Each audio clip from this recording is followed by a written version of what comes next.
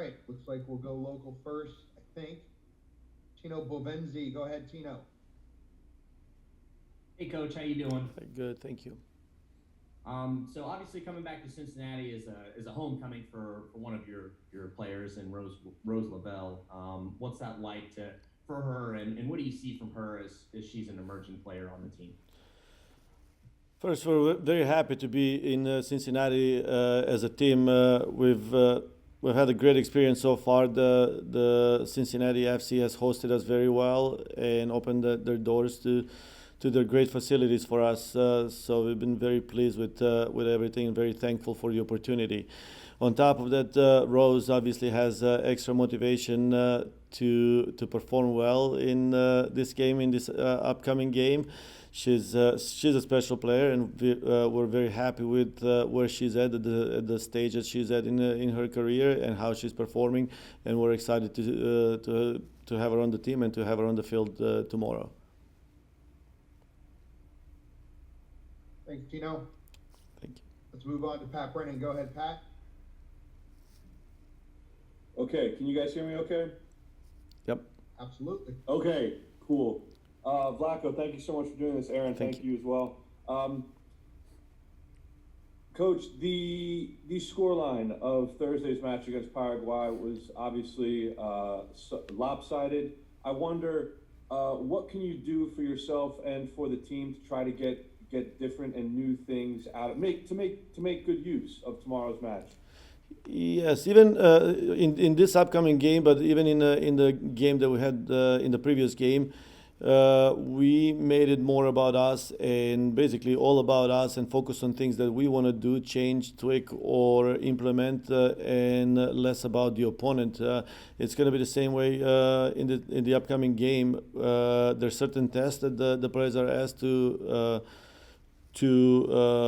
fulfill, and we're gonna at point it may seem like they're forcing certain things, but that will be because we're gonna ask them to try different things. We're gonna ask them to try something and use that as an opportunity to get better.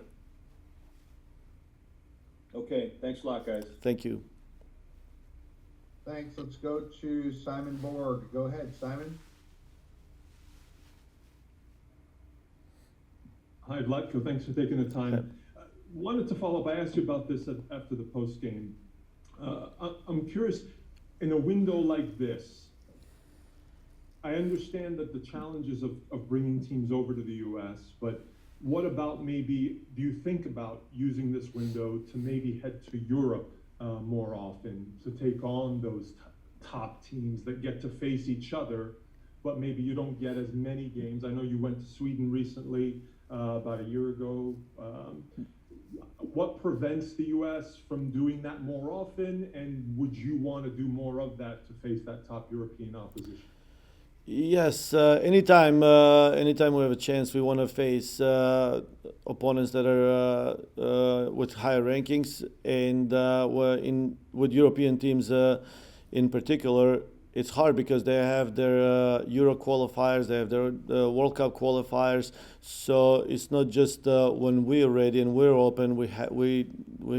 It has to match their schedule as well. So that's why it's a little bit harder to schedule those games or away games. One follow-up.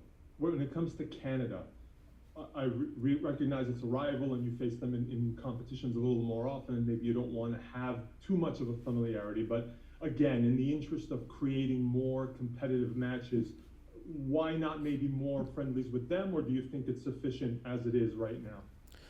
I think that we've had enough friendlies with them, and if there is opportunity, I'm sure we'll schedule even more. But just playing them in qualifiers, we play them in Shiba Leaves. Obviously, we play them in the Olympics, so it's not like we don't play them. But if there is an opportunity, I'm sure in the future we'll schedule games even more.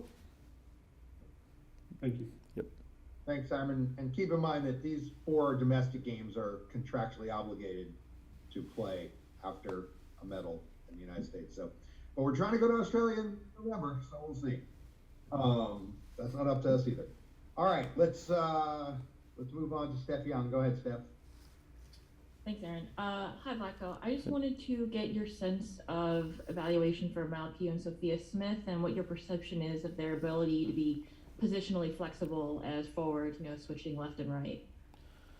So first, both of them are doing very well, and I said in the last press conference that the reason why they're here is because they've performed well in the league in the last few months.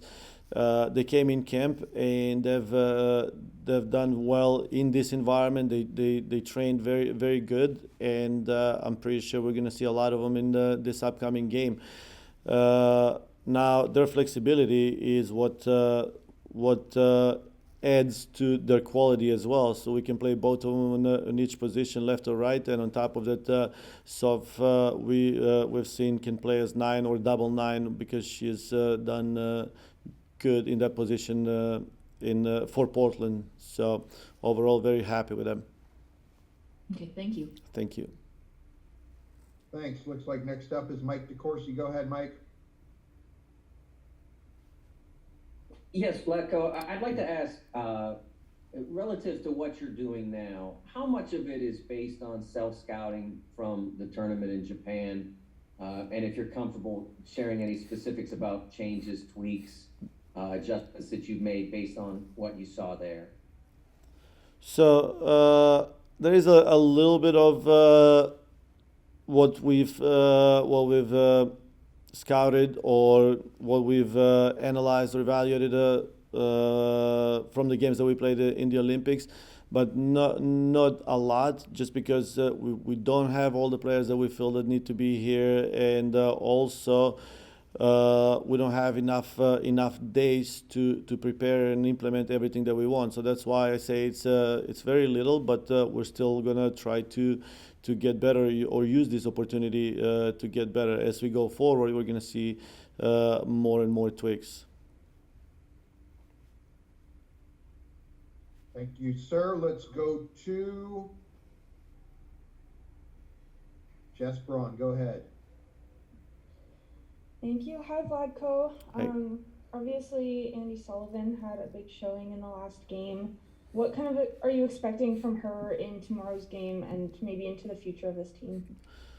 I agree with you. I thought that Andy was very good. Positionally did very well. Obviously impacted the game with the 2 goals that she scored, and in the upcoming game she's gonna have very similar role, and the only difference will be from her. We're gonna ask her to be just a little bit more aggressive with her passing and have and look for a little more for more penetrating passes. But in the future, we expect a lot from Andy. I think she's a great player. She's in good form and she's performing well. Great, thank you. Thank you. Thank you. Unless anyone else raises their hand, Jonathan Tannenwald will be the last question. Go ahead, Jonathan. As always, for the time. I want to make sure I heard right something you said in addressing Mike DeCourcy, which is that you don't have everybody here to implement the things quite that you want to do or some of the tweaks that you want to make. Did I hear that right? That is correct. Is that just a matter of injuries, or is there more to it than that? And if so, do you think it's a wide net of people or a narrow net of people? It's both. Some players that are injured are not here. Some players that are not here that we may call in the future camps. So overall, it's not a group that we're probably going to see in future, or there will be a slightly different group that we may see in the future. Thanks. Thank you. And we do have one more. Tino's back in. Go ahead, Tino. Coach, one of the big, I guess, headlines of these games here in the U.S. after the Olympics is Carly's farewell tour. Obviously, she's a very important person, player, a legend for U.S. women's soccer. In your own words, of course, could you just speak about her importance to U.S. soccer and what it means to see her play some of these final games of her career? I mean, I've thought a lot about Carly, where she's at, and what she has done for this game in United States. And I know one thing that if she was a male player anywhere in the world, there'll be statues of her or in front of stadiums, in front of sports complexes, everywhere. And I think that's what Carly deserves. I mean, she deserves stadiums and complexes and fields to be named after her, and she deserves the statues. I mean, she's a legend, absolute legend, and just the fact that I've had a chance to work with someone with her, it's very humbling for me, and it's an honor. So I'm happy to say that, and happy that I had an opportunity to work with someone like her. Thank you. We do have another one, and it's Simon Borg. Go ahead, Simon. Hi, Vlatko. I apologize if you addressed this maybe in a previous availability, but obviously these are the first matches since the Olympics. And I'm just curious, are you looking for the team to evolve in any way based on the learnings on the post-mortem that you had from the Olympic Games, from the matches that you saw and how other opponents played you? Are you looking to take the team in a different direction tactically in any way that fans can pay attention to here in the upcoming games? Yes. So I wouldn't say in different direction, but I would say evolve and get better. And it was very obvious to us that at the stage that we were at, it was not good enough. We went there for a gold and won a bronze medal. So when the World Cup comes, we want to win gold, and that's what we're gonna get ready. And we know that we need to get better. We need to get better at certain areas or specific situations in the game, and that's what we're gonna do. Is there one maybe aspect you can share with us? I know you don't want to share all your plans, but is there one example of something that you want to improve in? I want to see us be a little bit better in tighter area and solve problems in tighter areas with a little more precise combinations between smaller group of players. Thank you. Thank you, Simon. And that looks like it's it for Vlatko today. So Vlatko, thanks for your time. Thank you, everyone. Thanks for your support.